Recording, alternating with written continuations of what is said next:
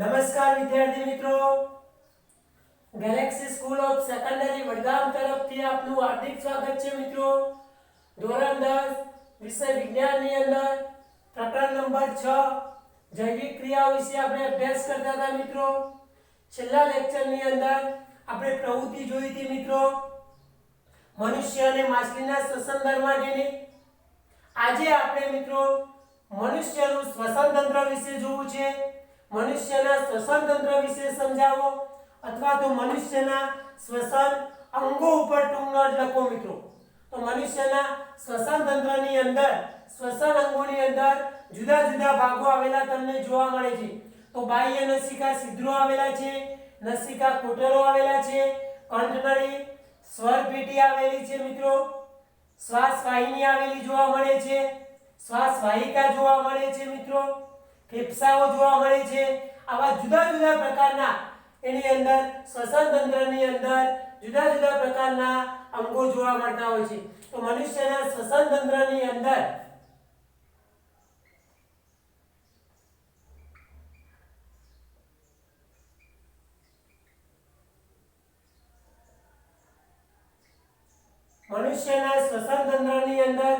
બાહ્ય નસિકા છિદ્રો,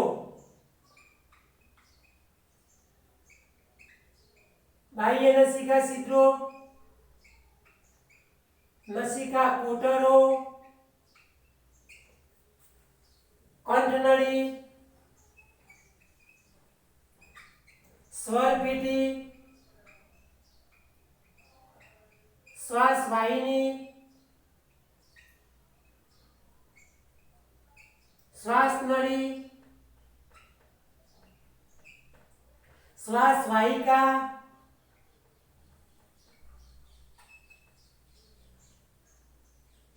અને ફેફસાનો સમાવેશ થાય છે મિત્રો। ફેફસાનો સમાવેશ થાય છે।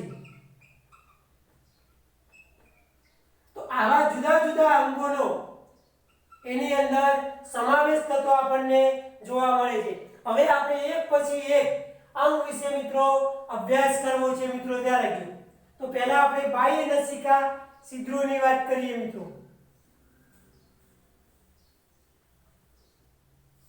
બાહ્ય નસિકા છિદ્રો જોઈએ આપણે।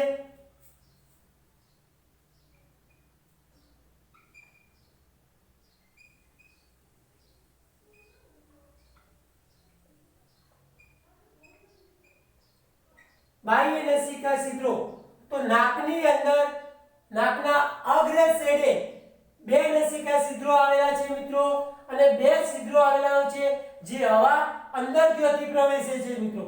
નાકના અગ્ર છેડે બે બાહ્ય નસિકા છિદ્રો આવેલા હોય છે, અને જે નાકની અંદર હવા કહેવાય એ ત્યાંથી પ્રવેશે છે, એટલે હવાનો પ્રવેશ માર્ગ કહી શકાય। તો નાકના અગ્ર છેડે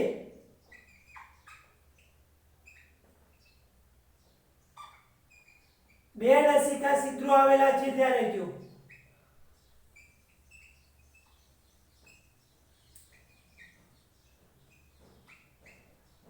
નાકના અગ્ર છેડે બે નસિકા છિદ્રો આવેલા છે જે હવાના પ્રવેશ માર્ગ તરીકે ઓળખાય છે।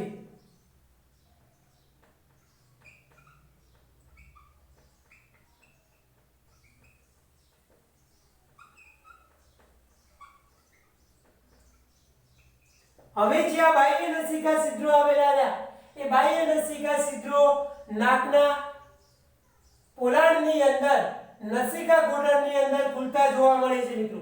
બાહ્ય નસિકા છિદ્રો નાકના પોલાણની અંદર નસિકા કોટરની અંદર ખુલતા જોવા મળે છે। તો આપણે બીજા નંબરનો અવયવ લખીએ નસિકા કોટરો। બીજા નંબરનો જે અવયવ છે એ લખી શકીએ આપણે નસિકા કોટરો, ધ્યાન રાખજો।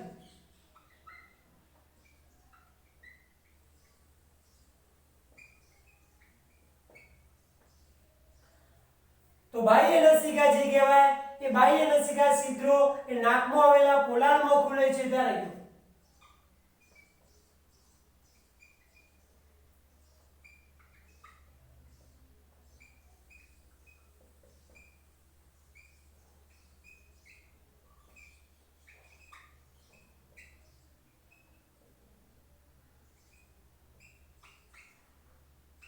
નાકમાં આવેલા પોલાણમાં ખુલે છે, જેને આપણે નસિકા કોટરો કહીએ છીએ.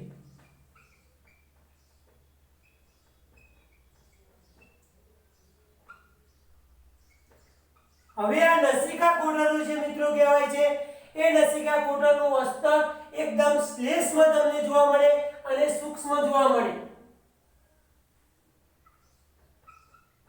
નસિકા કોટરનું અસ્તર શ્લેષમાં અને એકદમ નાનું હોય છે મિત્રો, ત્યારે જો અને તમને એકદમ સૂક્ષ્મ તમને જોવા મળતું હોય છે. નાકમાં પ્રવેશેલી હવાની અંદરથી જે રજકણો, અન્ય કચરો અને સૂક્ષ્મ જીવાણુ હોય એકઠા થાય છે, ત્યારે જો નાકમાં પ્રવેશેલી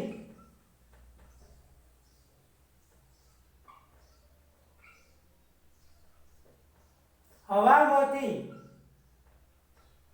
સૂક્ષ્મ જીવો, રજકણો હવાના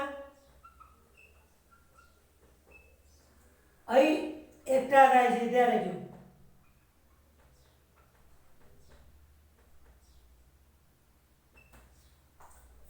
નાકની અંદર પ્રવેશેલી હવામાંથી સૂક્ષ્મ જીવો, રજકણો આ બધું અહીં આગળ એકઠા થાય છે અને શ્વસન માર્ગની અંદર આગળ વધતા અટકાવાય છે મિત્રો, ત્યારે જો અને જે શ્વસન માર્ગ કહેવાય એ શ્વસન માર્ગની અંદર આગળ જતા અટકાવાય છે.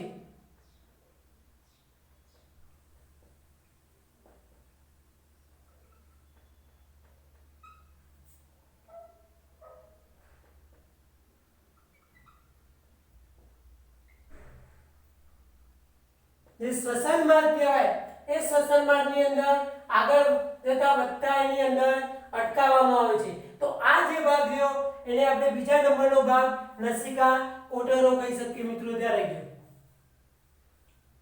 હવે ત્રીજા નંબરનો જે ભાગ આવે છે એની વાત કરવી છે આપણે. ભાગ નંબર 3 જેને આપણે કંઠનાળી કહીએ છીએ, ત્યારે જો કંઠનાળી.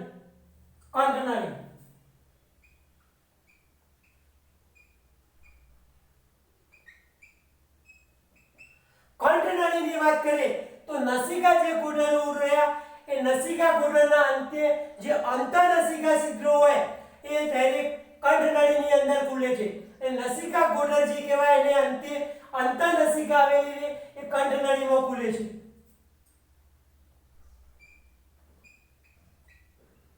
નસિકા કોટરો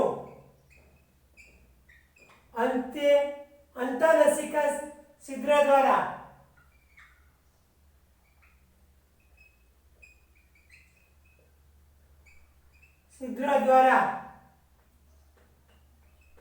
કંઠનાળીમાં ખુલે છે, ત્યારે જો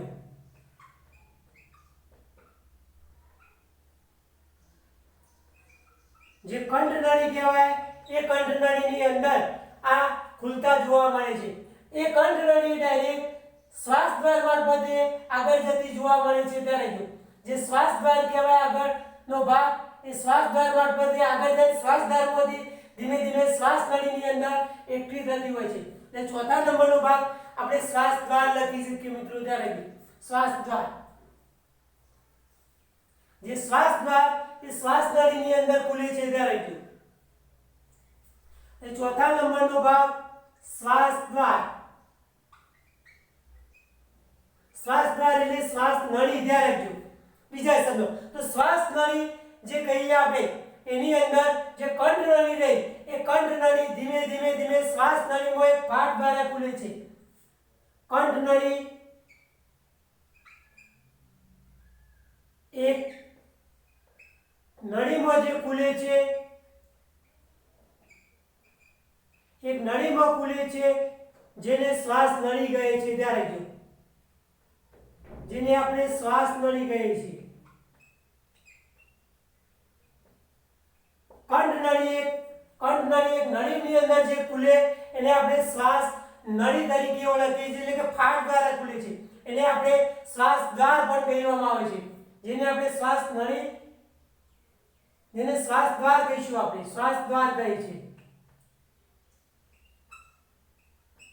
નળી એટલે કે ફાટની અંદર એ ખુલતી જોવા મળે છે ત્યારે હવે શ્વાસદ્વારની ઉપર એક રક્ષાત્મક આપણે જોઈએ તો કાસ્તિમસ્ય નામનો એક પડદો આવેલો હોય છે ઘાટી ઢોકણ દ્વારા શ્વાસદ્વારની ઉપર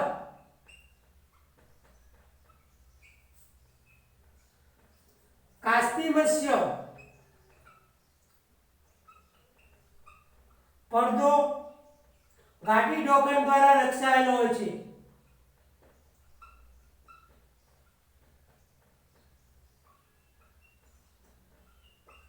જે કરોડરજ્જુ સાથે કાસ્તિમસ્ય જોઈન્ટ છે ત્યાં આપણા કરોડરજ્જુ સાથે જે કાસ્તીની બનેલી હોય છે નવમા ધોરણની અંદર તમે કાસ્તી અને અસ્થિ વિશે ભણી શક્યા અસ્થિ સાથે જોડાયેલી હતી કાસ્તિમસ્ય સાથે એટલે કે કરોડરજ્જુ સાથે જોડાયેલું હોય છે અને એનો પડદો જે કહેવાય એ આખા ઘાટી ઢોકણ દ્વારા એની અંદર રક્ષાયેલો તમને જોવા મળે છે હવે એની અંદર રક્ષાયેલો જોવા મળે ખોરાકનો જે કોળિયો હોય એ ખોરાકનો કોળિયો જ્યારે ઉતરે શ્વાસ દ્વાર મારફતે એ ઘાટી ઢોકણ બંધ થાય છે મિત્રો ત્યારે તો આપણે લખી શકીએ ખોરાકનો કોળિયો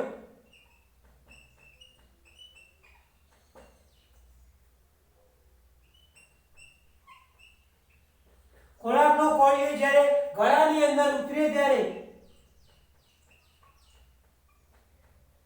ત્યારે ગળામાં ઉતરે ત્યારે ગળાની અંદર ઉતરે ત્યારે આ પડદો બંધ થાય છે ત્યારે આ જે પડદો રહ્યો એ પડદો બંધ થઈ જાય છે અને ખોરાક શ્વાસ નળીની અંદર જતો અટકે છે મિત્રો શ્વાસ નળીમાં જતો નથી આ પડદો બંધ થઈ જાય છે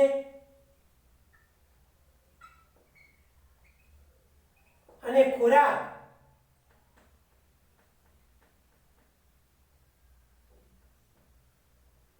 શ્વાસ નળીમાં જતો નથી જે ખોરાક કહેવાય એ ખોરાક શ્વાસ નળીની અંદર જતો આપણે અટકાઈ શકીએ છીએ મિત્રો રોકી શકીએ છીએ અને શ્વાસ દ્વાર ડાયરેક્ટ શ્વાસ નળીની અંદર ખુલતો જોવા મળે છે આ શ્વાસ દ્વાર રહ્યો એ ડાયરેક્ટ શ્વાસ નળીની અંદર ખુલતો જોવા મળે છે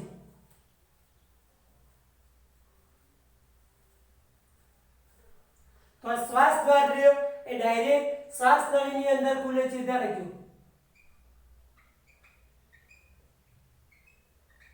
શ્વાસ નળીમાં ખુલે છે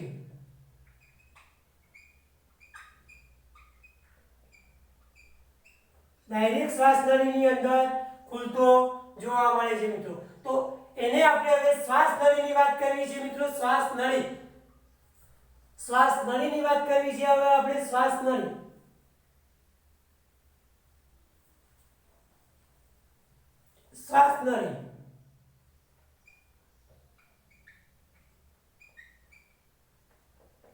હવે શ્વાસ નળીની વાત કરું છું તો શ્વાસ નળી જે કહેવાય ત્યારે જો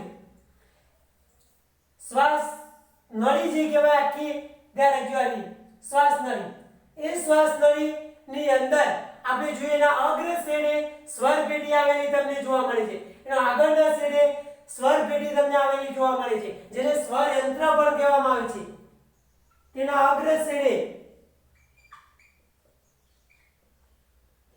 સ્વર પેટી આવેલી છે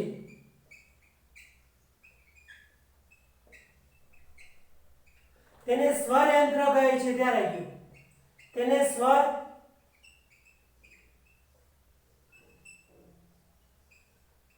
તેને આપણે સ્વર યંત્ર તરીકે ઓળખીએ છીએ સ્વર યંત્રનો પાછળનો જે છેડો રહ્યો ત્યારે જો પશ્વ છેડાની વાત કરું છું તો પશ્વ છેડે જે શ્વાસ નળી એના ઉરસ્ય ગુહા કહેવાય આ ઉરસ્ય વિભાગ કહેવાય ત્યારે જો પાછળનો ભાગ એ પાછળના ઉરસ્ય ગુહાના મધ્ય ભાગ સુધી તે લંબાય છે તે ઉરસ્ય છેડાના ઉરસ્ય પ્રદેશના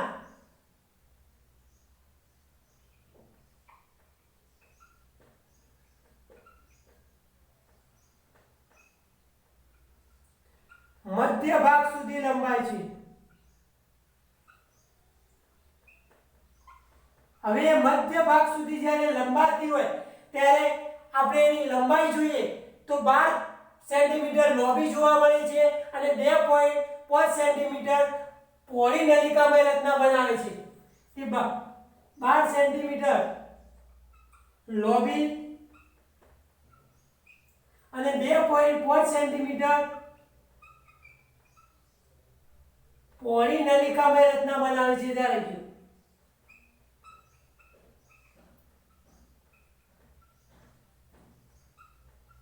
અને આ રચના બે શાખામાં વિભાજિત થાય છે આ રચના બે શાખામાં વિભાજિત થાય છે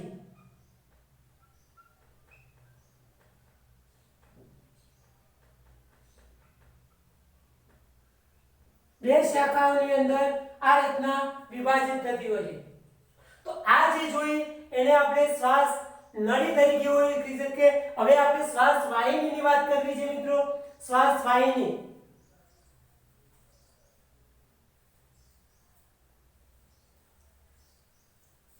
શ્વાસ વાહિની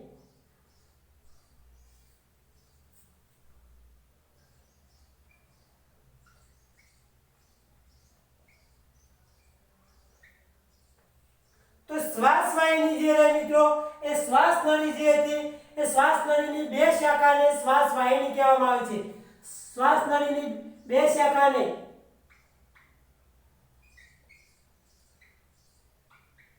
શાખાને શ્વાસ વાહિની કહે છે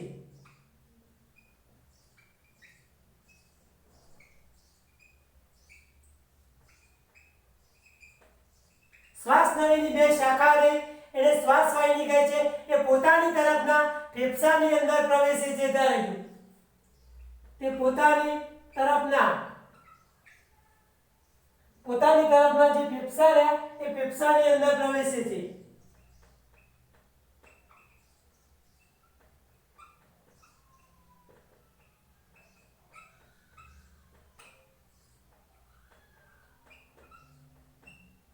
પોતાની તરફના ફેફસાની અંદર એ ધીમે ધીમે પ્રવેશતી જોવા મળે હવે શ્વાસ નળી અને શ્વાસ વાહિકાની પોલાની અંદર સી આકારની કાસ્તીની બનેલી કડીઓ આવેલી છે મિત્રો ત્યારે જો શ્વાસ નળી અને શ્વાસ વાહિનીની વચ્ચે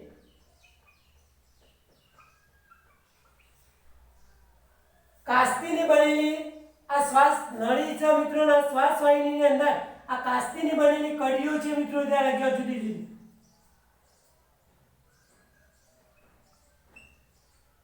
જે કાસ્તી વિશે આપણે 9મા ધોરણમાં ભણી ચૂક્યા છીએ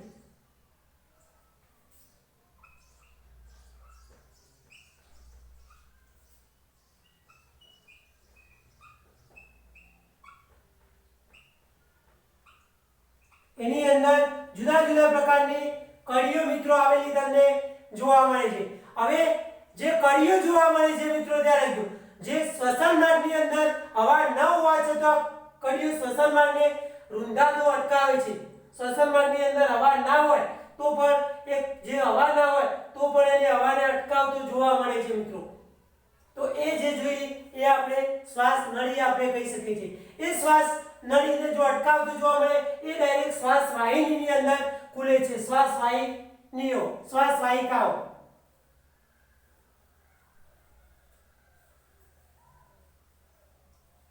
જે ખોરાકને રૂંધાતો જતો અટકાવવાનું કામ પણ એ કરે છે તો હવે આપણે જોઈએ વાહિકાઓ પણ એકદમ નાની વાહિકાઓ આવેલી હોય છે સૂક્ષ્મ વાહિકાઓ કેવી જોવા મળે છે સૂક્ષ્મ વાહિકાઓ ત્યાં લખ્યું સૂક્ષ્મ વાહિકાઓ તો સૂક્ષ્મ વાહિકાઓ જોઈએ આપણે તો શ્વાસ વાહિનીની અંદર જે ફેફસા હતા એ ફેફસાની અંદર પ્રવેશીને અનેક શાખા અને ઉપશાખામાં વહેંચાઈ જાય છે શ્વાસ વાહિની જે હતી એ શ્વાસ વાહિની ફેફસામાં પ્રવેશીને શ્વાસ વાહિની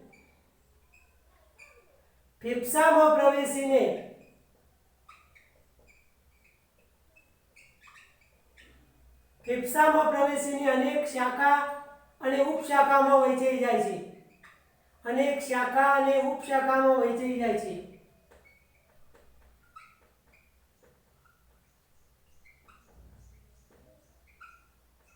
અનેક શાખાઓ જોવા મળે અને ઉપશાખાઓ જોવે એની અંદર વહેંચાઈ જાય છે અને અંતે આ બધી શાખાઓ રહી એ વાયુકોષ્ઠોની અંદર આવા વાયુકોષ્ઠો જે કહેવાય એ વાયુકોષ્ઠોની અંદર પરિણમતા તમને જોવા મળે છે, જે વાયુકોષ્ઠોની રચના બતાવી છે, જે અંતે વાયુકોષ્ઠોમાં પરિણમે છે ત્યારે જો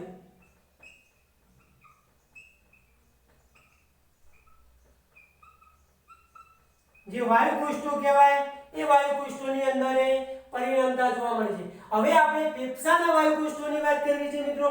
ફેફસાના વાયુકોષ્ઠોની વાત હવે આપણે ફેફસાના વાયુકોષ્ઠોની વાત કરવી છે. ફેફસાના વાયુકોષો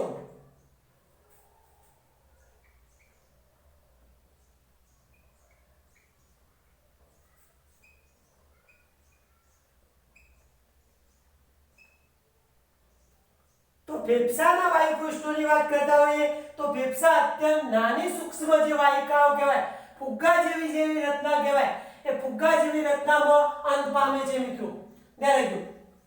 તો ખાસ આપણે જોઈએ તો ફેફસાની અંદર અત્યંત નાની સૂક્ષ્મ વાહિકાઓ આવેલી હોય એ ફુગ્ગા જેવી રચનામાં અંત પામે છે. શ્વાસ વાહિકાઓ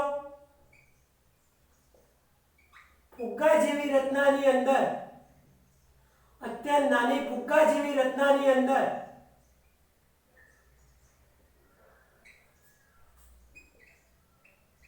ફુગ્ગા જેવી રચનામાં અંત પામે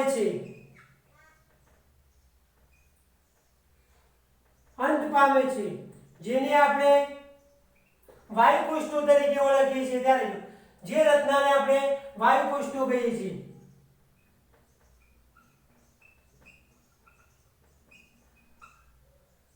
હવે આ વાયુકોષ્ઠો એ ઓક્સિજન અને CO2 ની આપલે માટે વિશાળ સપાટી પૂરું પાડે છે. આ વાયુકોષ્ઠોની અંદર જે શ્વસન વાયુઓ આવેલા છે O2 અને CO2 એના માટેની વિશાળ સપાટી પૂરી પાડે છે. તે O2 અને CO2 માટે વિશાળ સપાટી પૂરી પાડે છે. ત્યારે જો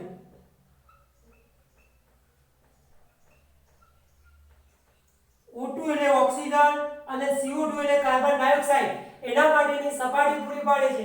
હવે જો આ વાયુકોષ્ઠોની દીવાલ જો વિસ્તરાવવામાં આવે તો લગભગ 80 મીટરના સ્ક્વેર જેટલી સપાટીની વિસ્તારને ઢોકી દે છે. તો આ વાયુકોષ્ઠોની સપાટી જો વિસ્તૃત કરવામાં આવે, વાયુકોષ્ઠોની સપાટી જો વિસ્તૃત એકદમ કરવામાં આવે તો લગભગ 80 મીટરના વિસ્તારને ઢોકી દે છે. વાયુકોષ્ઠોની સપાટીને વિસ્તૃત કરવામાં આવે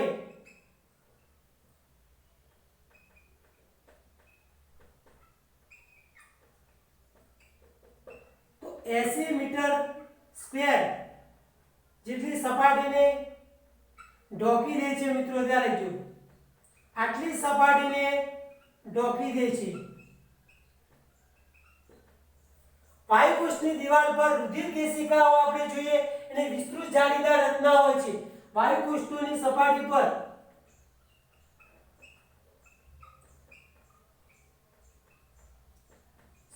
પર રુધિર કેશિકાની જાળીદાર રચના આવેલી હોય છે.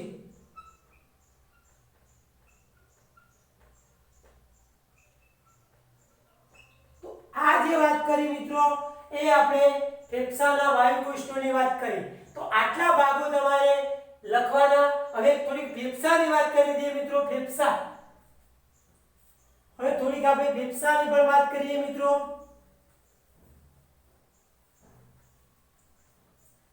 તો ફેફસાની અંદર ઉદરગુહાની અંદર આવેલા છે મિત્રો. ધ્યાન રાખજો.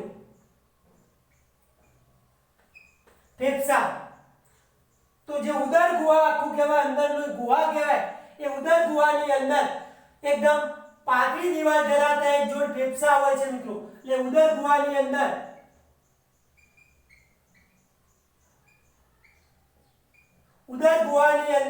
પાતળી દીવાલ ધરાવતા એક જોડ ફેફસા હોય છે.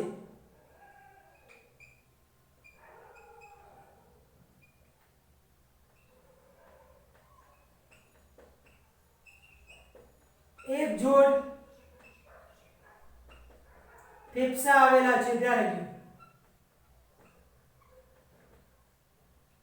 હવે આ ફેફસા જે આવેલા છે મિત્રો એની ફરતે બે પટનું આવરણ આવેલું છે ત્યારે તેની ફરતે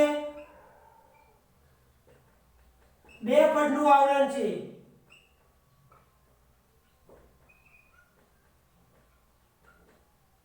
અને બે પટનું જે આવરણ છે એના કારણે બે પટની વચ્ચે ઘર્ષણ નિરોધક પ્રવાહી છે એટલે કે ઘર્ષણનો સામનો કરે છે બે પટની વચ્ચે ઘર્ષણ નિરોધક પ્રવાહી આવેલું છે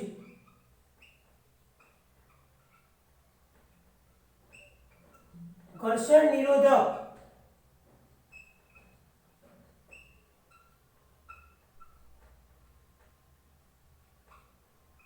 પ્રવાહી આવેલું છે તો આટલા ભાગો તમારે એની અંદર મનુષ્યના શ્વસન તંત્રની અંદર વર્ણન કરવાના છે મિત્રો હવે આપણે મનુષ્યની અંદર શ્વાસોશ્વાસની વાત કરવી છે મિત્રો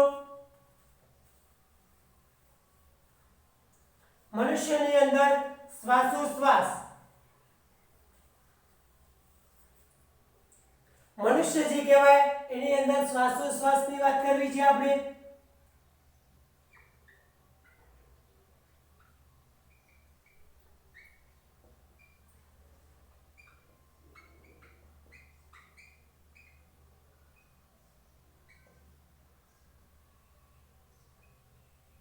મનુષ્યની અંદર શ્વાસોશ્વાસની વાત કરતા હોય એટલે શ્વાસોશ્વાસની ક્રિયાવિધિ ઉરોદર પટલ જે કહેવાય ઉરોદર પટલ અને બીજું શ્વાસ નળી સાથે સંકળાયેલી જે પોસળીઓ કહેવાય જુદા જુદા પ્રકારની પાછળના ભાગની અંદર આવેલી એ પોસળીઓના સ્નાયુ ભાગ દ્વારા થાય છે એટલે ઉરોદર પટલ અને જે પોસળીઓ કહેવાય એ પોસળીઓ દ્વારા થાય છે તો શ્વાસોશ્વાસની ક્રિયાવિધિ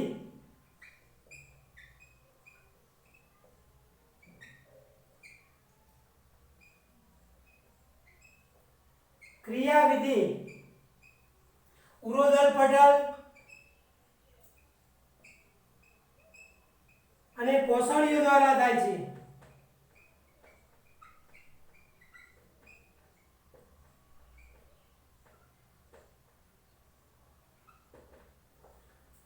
હવે ધ્યાન રાખજો મિત્રો જ્યારે ઉરોદર પટલ અને પોસળીના સ્નાયુ સંકોચાય જ્યારે ઉરોદર પટલ અને પોસળીઓના સ્નાયુ જ્યારે સંકોચાય ત્યારે ઉરસના પોલાણમાં વધારો થાય છે જ્યારે ઉરોદર પટલ અને પોસળીઓના સ્નાયુ જ્યારે ઉરોદર પટલ અને પોસળીઓના સ્નાયુ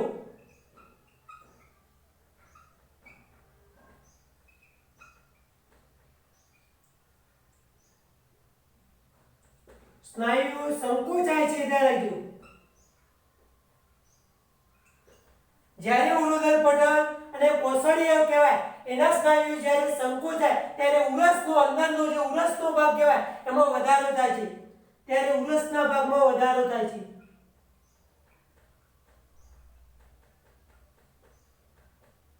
વધારો થાય એટલે ફૂલે છે ત્યારે ઉરસના ભાગમાં વધારો થાય છે એટલે ધીમે ધીમે ઉરસના ભાગની અંદર ફૂલે છે અને હવાનું દબાણ ઘટતું તમને જોવા મળે જે હવાનું દબાણ હોય એ હવાનું દબાણ ધીમે ધીમે ની અંદર ઘટતું જોવા મળે ત્યારે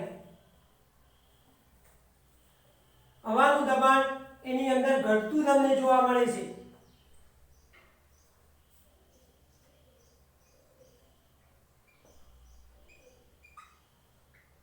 હવાનું દબાણ કહીએ આપણે તો એ દબાણ ઘટે છે ત્યારે એની અંદર હવાનું દબાણ ધીમે ધીમે ઘટે છે હવે ત્યારે જો જ્યારે બહારના વાતાવરણમાંથી હવાનું દબાણ વધારે હોય બહારના વાતાવરણમાં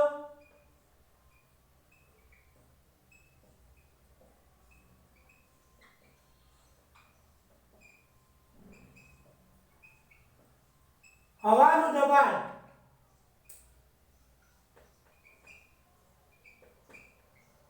બહારના વાતાવરણની અંદર જ્યારે હવાનું દબાણ વધારે હોય તે બહારની હવા આપણે જોઈએ બહારની હવા અંદર ધસી આવે મિત્રો ત્યારે બહારની હવા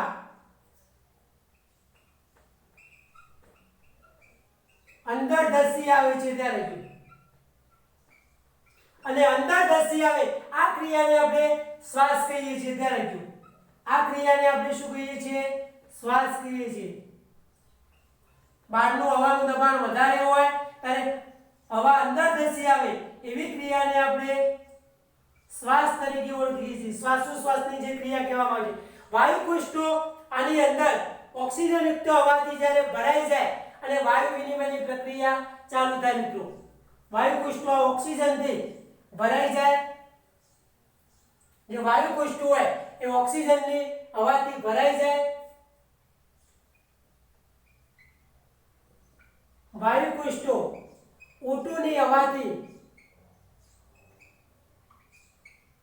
ભરાઈ જાય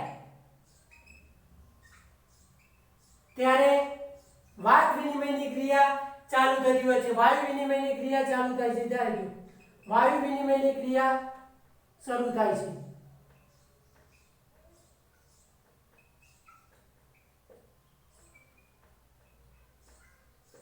હવે આ વાયુ વિનિમયની ક્રિયા આ રીતે શરૂ થાય છે. હવે ઉરોધન પટલ જ્યારે વિસ્તરણ પામે, આ સંકોચન પામે તો હવે આપણે વિસ્તરણની વાત કરીએ ત્યારે હવે ઉરોધન પટલ આ સંકોચન પામે તો વિસ્તરણ પામે ત્યારે ઉરસના પોલાણમાં ઘટાડો થાય છે.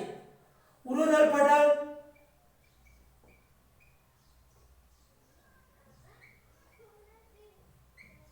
પટલ વિસ્તરણ પામે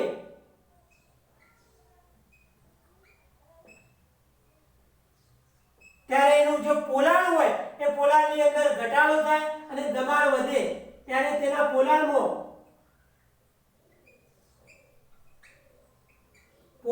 ઘટાડો થાય છે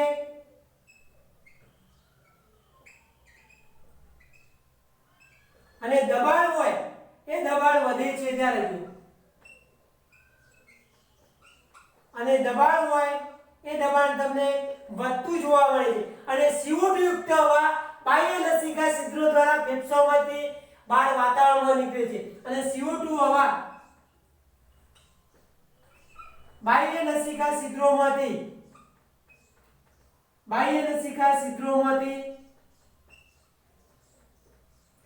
વાતાવરણની અંદર બહાર નીકળે છે, વાતાવરણમાં બહાર જાય છે.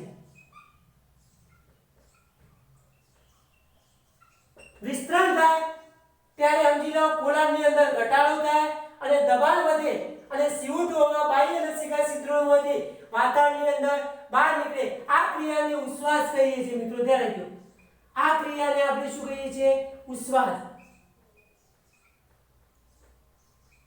શ્વાસની ક્રિયાની વિરોધી ક્રિયા એ ઉશ્વાસ છે મિત્રો. ધ્યાન રાખજો, શ્વાસની ક્રિયાની વિરોધી ક્રિયા આપણે જોઈએ તો એ આપણે શું કહીએ છીએ? ઉશ્વાસ તરીકે આપણે એને ઓળખીએ છીએ. ધ્યાન રાખજો. હવે આ શ્વાસોશ્વાસ શ્વાસની ક્રિયા અને ઉશ્વાસની વાત થઈ તો મનુષ્યની અંદર એના આધારે બીજો પ્રશ્ન આપણે લઈ લઈએ કે મનુષ્યની અંદર શ્વસન રંજક દ્રવ્ય શા માટે આવશ્યક છે? મનુષ્યમાં શ્વસન રંજક દ્રવ્ય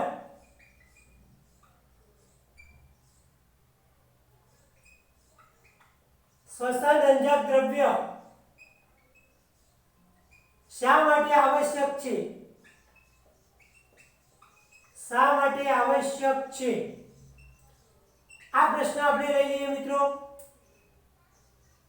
તો મનુષ્યની અંદર કેમ આવશ્યક જોવા મળે છે શ્વસન રંજક દ્રવ્ય?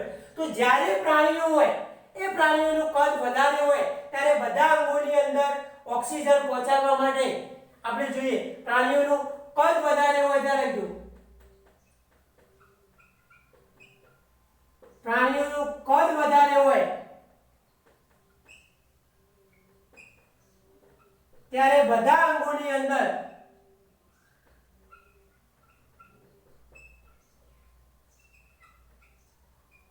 પ્રાણીઓનું કદ વધારે હોય ત્યારે બધા અંગોની અંદર આપણે જે ઓક્સિજન હોય એ પહોંચાડવા માટે પ્રસરણ દાબની ક્રિયા પર્યાપ્ત અને કાર્યક્ષમ નથી.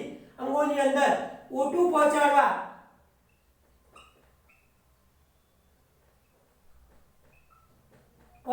માટે પ્રસરણ દાબ જે 9મા ધોરણની અંદર આપણે ભણી ચૂક્યા છે, પ્રસરણ દાબની ક્રિયા પર્યાપ્ત અને કાર્યક્ષમ નથી મિત્રો. ધ્યાન રાખજો, કાર્યક્ષમ નથી. પૂરતા પ્રમાણની અંદર એની પ્રસરણદાબની ક્રિયા જરૂરી નથી પ્રાણીઓનું કદ વધારે હોય ત્યારે. તો આના માટે આપણે શરીરમાં ઓટું વહન પામતું હોય, આના માટે શરીરની અંદર આપણે જોઈએ ઓટું ઓક્સિજન એ વહન પામતું હોય તો ફેફસામાંથી પગના અંગૂઠા સુધી ઓક્સિજન પહોંચાડવા માટે આશરે 3 વર્ષ જેટલો સમય લાગે. આ પ્રસરણ દ્વારા આપણા શરીરની અંદર દ્વારા ઓક્સિજન આપણા શરીરમાં, આપણું જે શરીર હોય મિત્રો એ શરીરની અંદર ફેફસામાંથી પગના અંગૂઠા સુધી પહોંચતો ફેફસામાંથી અંગૂઠા સુધી પહોંચતો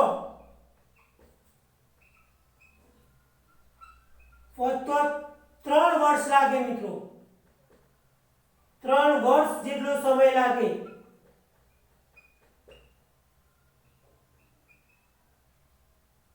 આ ઘટનાને કારણે આપણે કહી શકીએ કે મનુષ્યમાં શ્વસનરંજક દ્રવ્ય આવશ્યક નથી. એના માટે પ્રસરણદાબની ક્રિયા આવશ્યક તમને જોવા મળતી નથી મિત્રો. તો ખ્યાલ આવી ગયો મિત્રો. હવે આપણે ગૃહ કાર્યની વાત કરી દઈએ મિત્રો. ગૃહ કાર્ય, તો ગૃહ કાર્યની અંદર 3 પ્રશ્નો આપણે જોયા. પ્રશ્ન નંબર 1, ગૃહ કાર્યની અંદર પ્રશ્ન નંબર 1 જોયો આપણે, મનુષ્યનું શ્વસન તંત્ર સમજાવો અથવા તો મનુષ્યના શ્વસન અંગો સમજાવો. તો મનુષ્યનું શ્વસન તંત્ર તમારે જુદા જુદા ભાગ દ્વારા સમજાવવાનું છે આકૃતિ દોરીને. મનુષ્યનું શ્વસન તંત્ર સમજાવો, આકૃતિ દોરીને જુદા જુદા ભાગ દ્વારા તમારે સમજાવવાનું છે. બીજો પ્રશ્ન છે, મનુષ્યમાં શ્વાસોશ્વાસની ક્રિયાવિધિ વિશે ટૂંક નોંધ લખો. મનુષ્યમાં શ્વાસોશ્વાસની ક્રિયાવિધિ વિશે સમજાવો.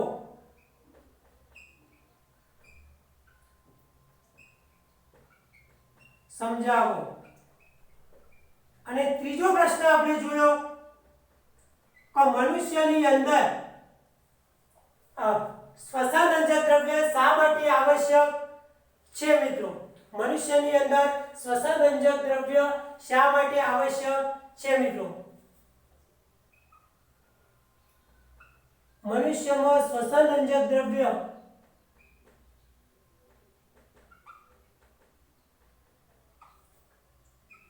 શા માટે આવશ્યક છે.